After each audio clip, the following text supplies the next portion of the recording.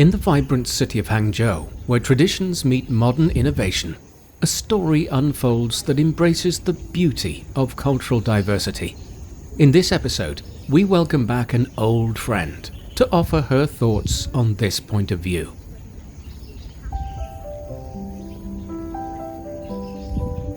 金朝，米对啦，怎么话读？我是陈华修。 Hi, I'm Cen Huaxiu, a fourth-year undergraduate student majoring in the Chinese language at Zhejiang University. We last spoke with Huaxiu in September when she and 4 other Hangzhou-based undergraduate students served as volunteers at the 19th Asian Games. She mentioned her first encounter with Hangzhou at the time.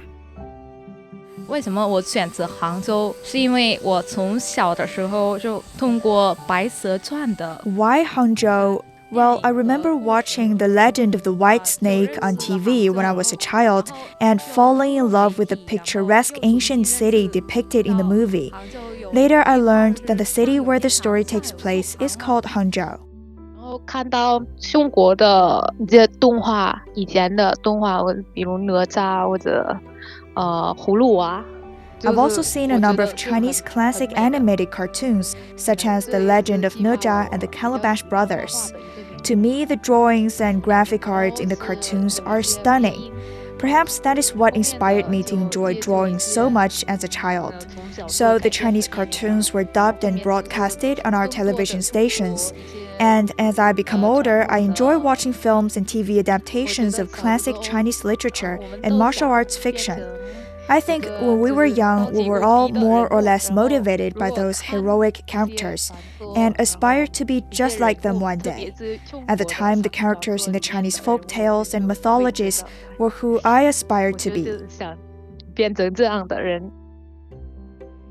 Conveyed through her sharing in fluent Mandarin, Cen Huaxiu is serious about her passion for ancient Chinese stories and their TV adaptations back in the 1980s till the early 2000s.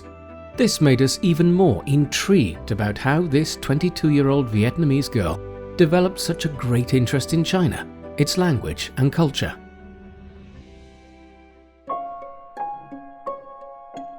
怎么说？我来中国之前我还是高中生嘛，所以有很多对大学校园生活的期待。 Prior to moving to China, I attended a local high school. Back then, I already had my expectations on what university life would be like. At that time, I was accepted by a university in Vietnam, and I also won a scholarship to study in Nanning, China. I eventually decided to take some time and pursue my genuine passion, which was to visit the real China, outside of the television. I spent a half year studying Chinese in Nanning. Because it's so close to Vietnam, I remember seeing a lot of Vietnamese people on the street. Located in southern China's Guangxi-Zhuang Autonomous Region, the city of Nanning is only about 2.5 hours' drive from the China-Vietnam borderline.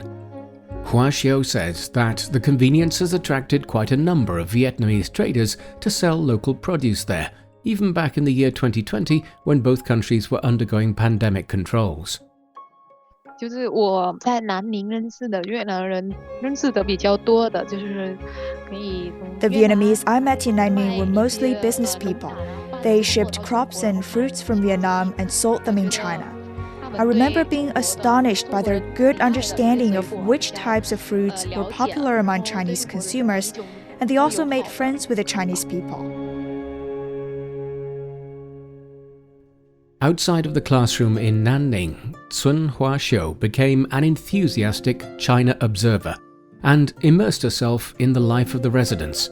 She witnessed not only the exchange of goods and commodities, but also the fusion of cultures, customs and lifestyles shared by China and her own country.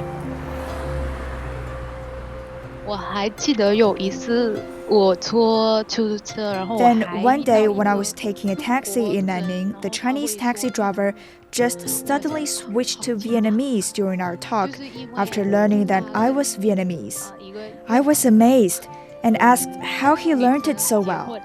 And he said it was because his wife is Vietnamese and he wanted to be able to communicate with his mother-in-law.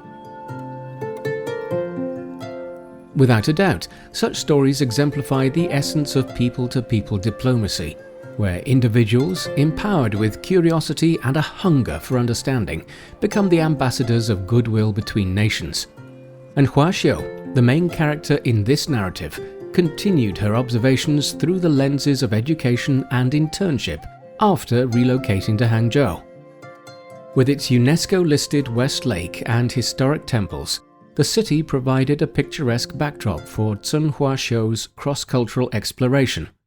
As she immersed herself in the melodic tones of Mandarin Chinese, she found herself not just mastering a language, but unraveling the cultural intricacies woven into every character. Having established a firm language foundation in Nanning, this time Huaxiu fell in love with the Chinese characters. In her eyes, each character had been transformed into its own picture, silently narrating stories that spanned thousands of years.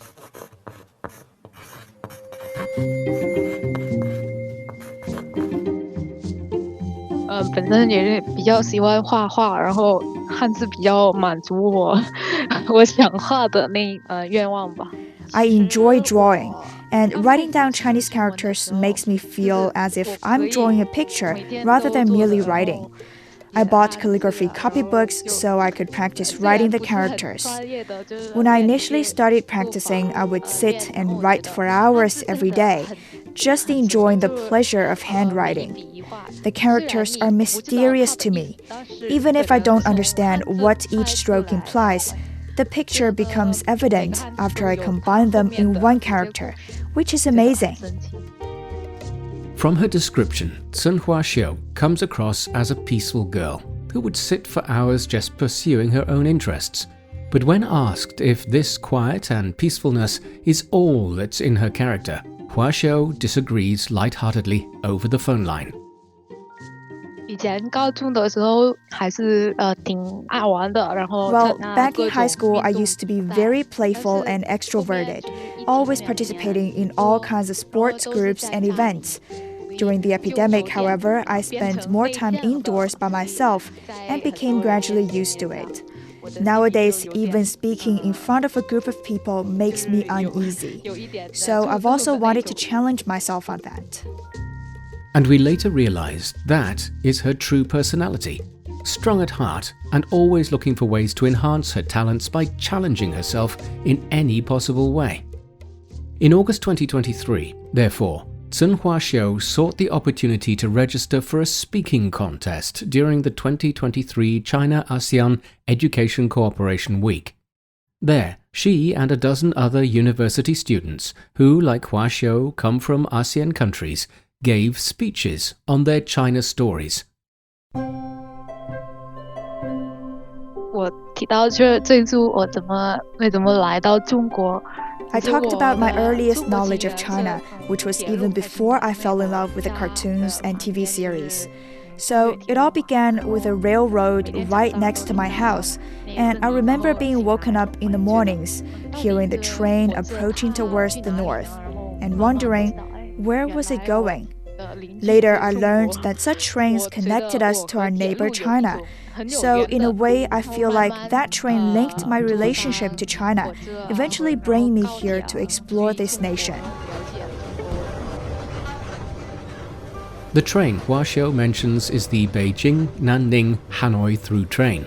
The railway has a history of carrying passengers and commodities among the three cities ever since the 1950s, which was around the time when the rail networks between China and Vietnam were integrated. And as both sides further boost trade ties and infrastructure connectivity with each other through joined train lines, a closer bond is tied between the two countries, as Huaxiu continues on recalling her speech. Because that train operates between Hanoi and Nanning, and my house is a bit north of Hanoi along the railroad, I thought it would be a good idea to share this story in my speech.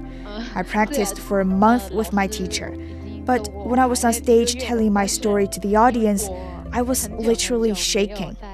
I haven't spoken in front of so many people in a long time, but I guess the result turned out okay.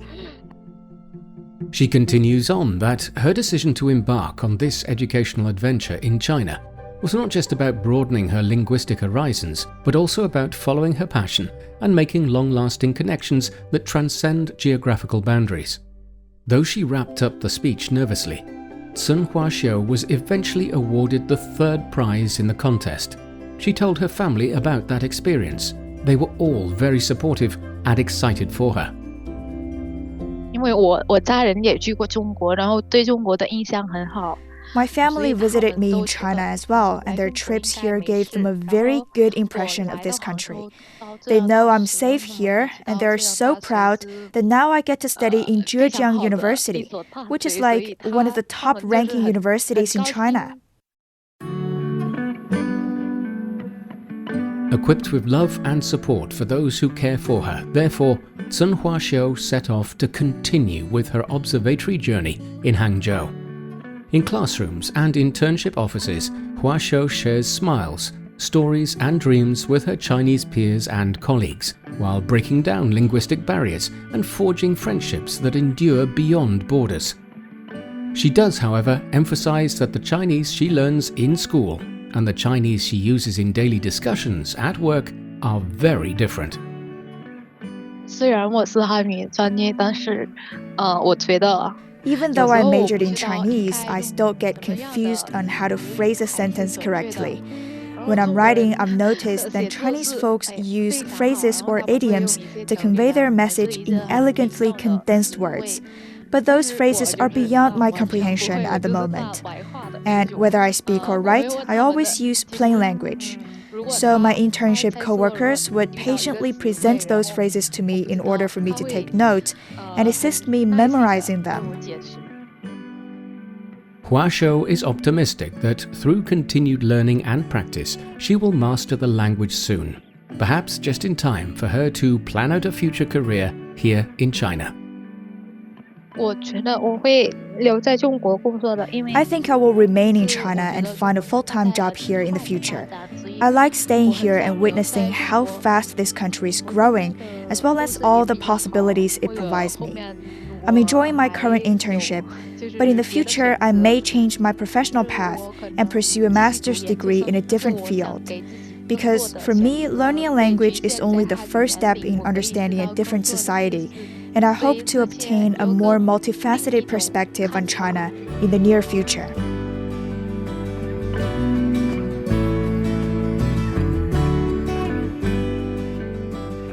With that, we conclude this episode of Footprints. Thanks for listening. I'm Bob Jones. Special thanks to our reporter Liu Yushan.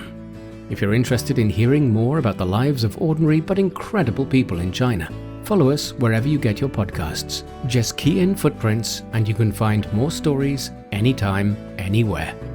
We'll see you next time.